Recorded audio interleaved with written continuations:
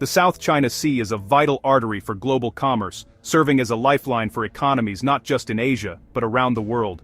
Every day, thousands of ships, carrying everything from crude oil to consumer electronics, navigate these busy waters, linking manufacturers, suppliers and consumers across continents. But beneath the surface of this bustling trade route lies a simmering conflict, making the South China Sea a flashpoint for geopolitical tension and military posturing. Stretching over 1.4 million square miles, the South China Sea forms a strategic corridor between the Pacific and Indian Oceans. It's a maritime crossroads where one-third of global shipping, worth more than $3 trillion each year, passes through, making it one of the busiest and most economically significant waterways on the planet. Beneath its waves, the seabed is believed to contain vast reserves of oil and natural gas, resources that could power economies for generations and are highly coveted by neighboring nations. The South China Sea is also home to some of the world's richest fishing grounds, supporting the livelihoods of millions of people who depend on its abundant marine life for food and income.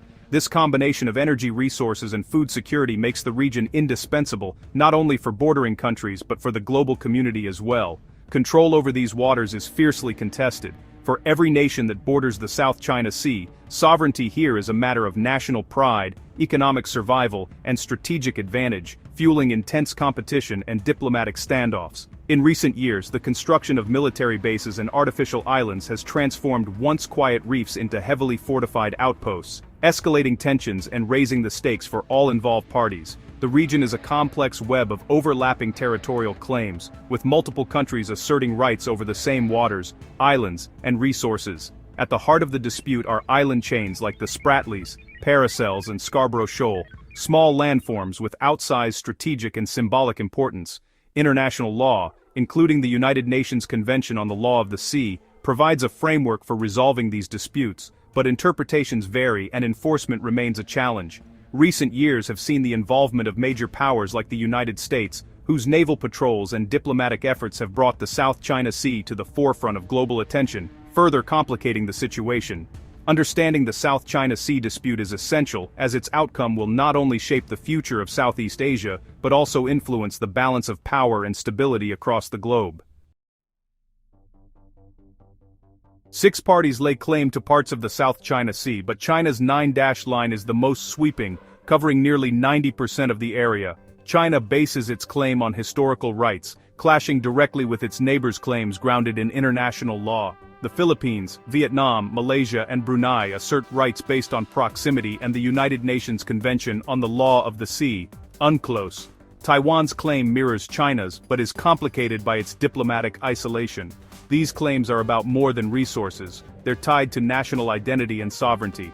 The inability to reconcile these visions keeps the dispute locked in stalemate. Each country sees its claim as legitimate and non-negotiable, fueling ongoing tension. The South China Sea is dotted with hundreds of islands, reefs and shoals, most uninhabited but fiercely contested. The Paracel and Spratly Islands are the main archipelagos, with features like Scarborough Shoal and Mischief Reef serving as flashpoints. Under UNCLOS, only islands that can sustain human life generate significant maritime zones. Most features here do not. China has transformed submerged reefs into artificial islands with military facilities, but international law says these do not create new maritime rights. Strategic choke points like the Luzon Strait and Strait of Malacca make the region vital for global shipping. The militarization of these features raises the risk of conflict and threatens global trade. Geography here isn't just about land, it's about who controls the sea lanes that power the world economy. The 1982 United Nations Convention on the Law of the Sea, UNCLOS, sets the rules for maritime zones and resource rights. Southeast Asian claimants base their claims on UNCLOS, but China asserts historic rights within its 9-dash line, overlapping others' EEZs. This pits international law against unilateral historical claims, creating a legal deadlock. The Philippines challenged China's claim through arbitration, seeking clarity on maritime entitlements, not sovereignty over islands. The move shifted the dispute from military standoffs to a legal showdown. The stage was set for a landmark ruling that would redefine the conflict. In July 2016, a landmark decision was handed down by an international tribunal in The Hague, marking a pivotal moment in the ongoing South China Sea dispute. The tribunal ruled overwhelmingly in favor of the Philippines, a small nation standing up to a regional giant. The tribunal found that China's sweeping claims, represented by the so-called nine-dash line, had no legal basis under international law. It reaffirmed the United Nations Convention on the Law of the Sea, or UNCLOS, as the only valid framework for determining maritime entitlements in the region. The ruling clarified that none of the features China claimed in the Spratly Islands qualified as true islands capable of generating their own exclusive economic zones. Notably, it declared that Mischief Reef, a key flashpoint, was firmly within the Philippines' EEZ, strengthening Manila's legal position.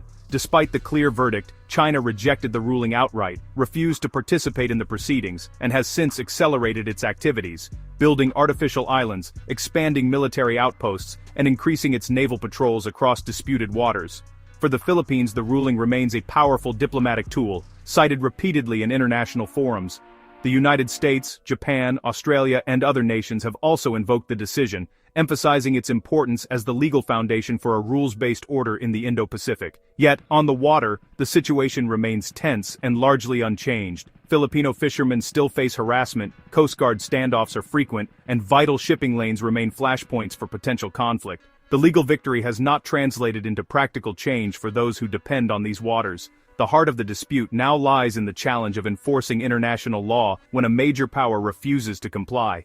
The case has become a test of the global community's resolve to uphold the rules that govern the seas. While the 2016 ruling reshaped the legal landscape and inspired hope for a peaceful resolution, it ultimately left the core conflict unresolved, highlighting the enduring gap between law and reality in the South China Sea. Since 2016, tensions in the South China Sea have escalated dramatically, with flashpoints centering on Scarborough Shoal and Second Thomas Shoal, both located well within the Philippines' exclusive economic zone. These areas, once relatively quiet, have become symbols of the broader struggle for control and influence in the region. The frequency and intensity of confrontations have increased, drawing international attention and raising concerns about the potential for a wider conflict. China has repeatedly blockaded Filipino outposts and harassed resupply missions, employing both its Coast Guard and a vast maritime militia.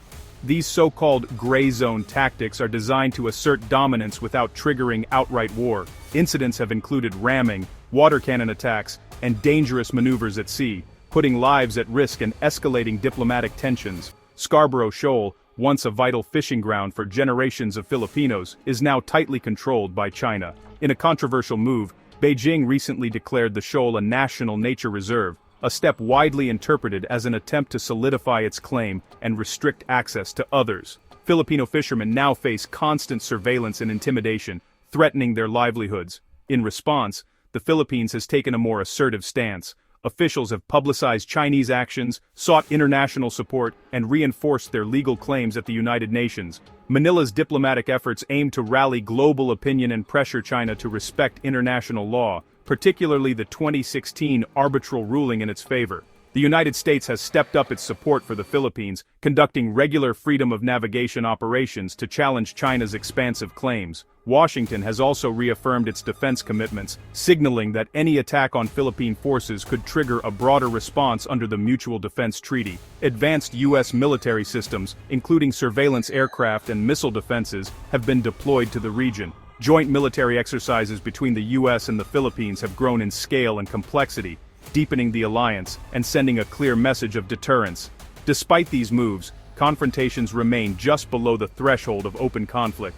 The risk of miscalculation or accidental escalation is ever present, keeping the region on edge and diplomats on high alert. For smaller Southeast Asian nations, the stakes are high. They face a stark choice: push back against Chinese pressure and risk confrontation, or yield and potentially lose access to vital resources and maritime rights. Today, the South China Sea stands as a testing ground for power, international law, and the resolve of nations, where every move is watched and the outcome remains uncertain. The South China Sea dispute endures because the claims are irreconcilable and tied to national pride. China's military dominance and rejection of the 2016 ruling leave smaller states with few options: accept pressure or seek outside help.